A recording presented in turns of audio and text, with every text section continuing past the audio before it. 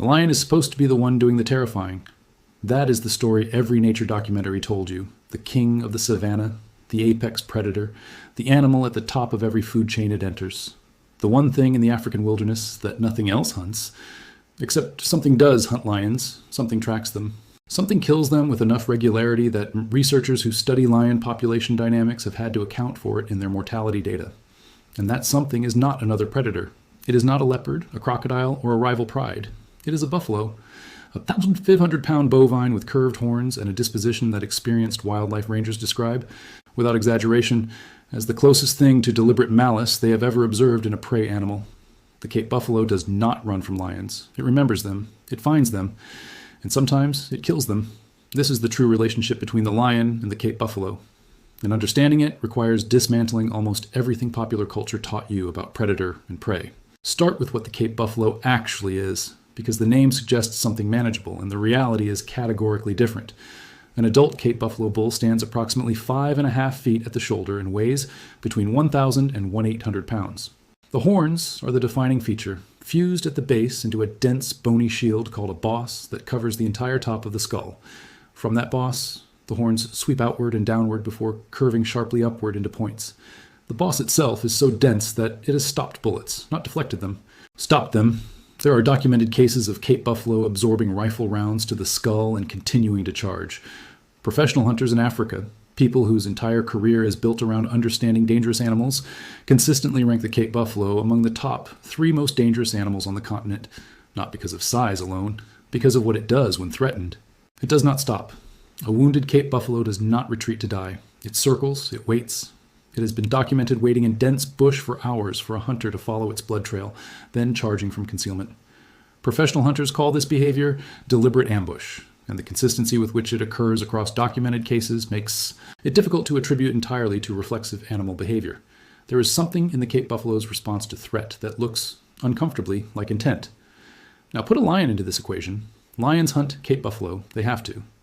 In Savannah, ecosystems where buffalo herds represent one of the largest concentrations of biomass available, lions cannot afford to simply avoid them. A large buffalo can feed a pride for days. The nutritional value is too significant to pass up. So lions hunt buffalo regularly, and the hunt is one of the most dangerous things a lion will ever attempt. The kill statistics are illuminating. Research conducted in the Serengeti and Kruger National Park on lion hunting success rates shows that Cape buffalo hunts fail far more often than they succeed. Lions have a general hunting success rate that varies by prey type, terrain, and group size. Against zebra or wildebeest, coordinated pride hunts succeed at reasonable rates. Against Cape buffalo, the numbers drop significantly. The prey is too heavy, too strong, too aggressive in its defensive response, and too willing to fight back after the initial contact. And the lions get hurt, frequently and severely.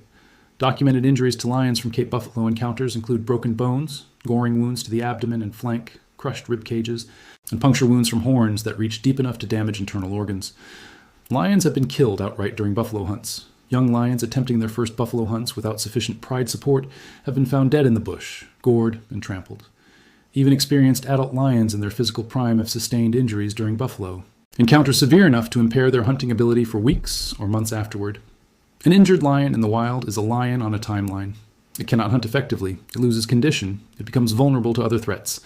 A single bad encounter with a Cape buffalo can set in motion a cascade of consequences that ends a lion's life months later from causes that look unrelated to the original injury. The buffalo did not just win that fight. It changed the trajectory of that lion's survival. But the hunting relationship is only one dimension of what makes this dynamic so extraordinary. Because Cape buffalo herds do not wait for lions to come to them. They go looking. This is the behavior that most dramatically separates the Cape buffalo from virtually every other prey species in the African ecosystem. Documented across multiple research sites and observed by rangers across the continent, Cape buffalo herds have been recorded actively tracking and pursuing lion prides. Not in response to an immediate attack, not as a defensive maneuver against an ongoing threat, but as a proactive behavior, herds moving toward the location of lions that they have detected through scent or sound, apparently with the intention of confronting them. Researchers at first treated individual reports of this behavior with caution. The idea of prey animals hunting predators sits so far outside the established framework of predator-prey dynamics that it demanded rigorous documentation before it could be accepted, but the documentation accumulated.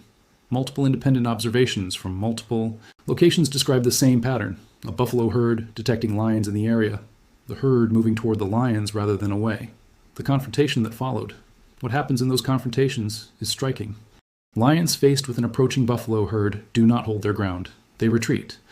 Experienced researchers who have observed these confrontations describe lions that are clearly uncomfortable, moving away from the advancing herd, climbing trees, dispersing to avoid contact.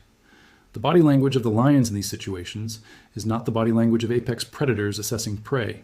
It is the body language of animals that have correctly assessed a threat and are responding accordingly. The hierarchy inverts completely. The predator retreats. The prey advances. And both animals appear to understand exactly what is happening. The rescue behavior is even more dramatic. There are multiple filmed and documented incidents in which lion prides have made a kill on a buffalo calf or subadult within sight of or close proximity to the main herd, and the herd has turned back and attacked the lions to recover the individual. In some of these incidents, the animal being recovered was already dead. The herd attacked the feeding lions and drove them off a carcass. In others, the calf was still alive and was successfully recovered. The most widely known footage of this behavior was filmed in Kruger National Park and later circulated globally. A lion pride took a calf at the edge of a watering hole. The herd, initially scattered, regrouped. They came back. They hit the lions hard enough to send them airborne. They recovered the calf. The entire pride retreated. That footage was not an anomaly. It was documentation of behavior that happens regularly enough across the African savanna to have shaped lion behavior at the population level. Lions learn which herds to avoid. Research on lion pride behavior in areas with high buffalo density shows that experienced lions demonstrate selective avoidance of large, cohesive buffalo herds, preferring to target isolated individuals, young animals, or old bulls separated from the main group. This selectivity is not instinctive. Young lions do not show it. It is learned through experience, and the experience that teaches it is painful enough to leave a permanent impression on behavior. Experienced lionesses in long-studied prides have been observed actively redirecting hunts away from buffalo herds toward alternative prey when both options are available. They are making an assessment. They have the information to make it because they or animals they observed have encountered the consequences of getting it wrong. The old bulls present a particular category of danger that deserves specific attention. As male Cape buffalo age and lose their position in the breeding hierarchy, they are progressively pushed to the margins of the herd. Old bulls, called daga, boys by rangers, from a Zulu word for mud because of their habit of wallowing, live alone or in small bachelor groups away from the main herd. They are arthritic, scarred, frequently carrying old injuries, parasitized, and progressively weakened by age. They are, on paper, the optimal target for a lion looking for a lower-risk buffalo kill. They are not a lower-risk kill. Daga boys are described by virtually every professional ranger who has worked in African wilderness areas as among the most dangerous individual animals they have encountered. The combination of age, pain, isolation, and accumulated bad experiences with predators produces an animal with an extremely low threshold for aggression and an extremely high threshold for backing down. They are not protecting a herd. They are not calculating odds. Lions have been killed by solitary old daga boys, not by herds, not by coordinated defensive groups, by a single aging bull that refused, physiologically and behaviorally, to be prey. The relationship between lions and Cape buffalo has been studied long enough and carefully enough that researchers have identified measurable effects on lioning, behavior, lion genetics, and lion population dynamics in high buffalo density areas. Lions in these areas are more cautious, more selective, more likely to invest time in stalking and setup before committing to a charge. The buffalo has not just shaped individual lion behavior. It has shaped lion evolution in the regions where the two species have coexisted long enough for selective pressure to accumulate. An animal that shapes the evolution of its predator is not prey in any ordinary sense. It is something else, something that sits outside the clean lines of the food chain diagram, something that occupies predator and prey simultaneously depending on which direction the encounter is running. The savanna has a king, but the king has always known where the limits are. The boundaries of its territory are not drawn by geography or by competition with other predators. They are drawn by the presence of a herd of black animals with bossed horns and long memories, grazing in the golden grass, watching the tree line. And the lions in those trees watch back, carefully. At a distance, they have learned through pain and loss and the deaths of pride members is exactly safe enough. There's no documentary framing that makes that fact comfortable. The apex predator maintains its territory by knowing which fights not to start, and the animal that taught it that lesson did not do it once. It did it repeatedly, consistently, and across enough generations that the lesson became instinct. The buffalo did not just survive the lion, it educated it, and the education never stops.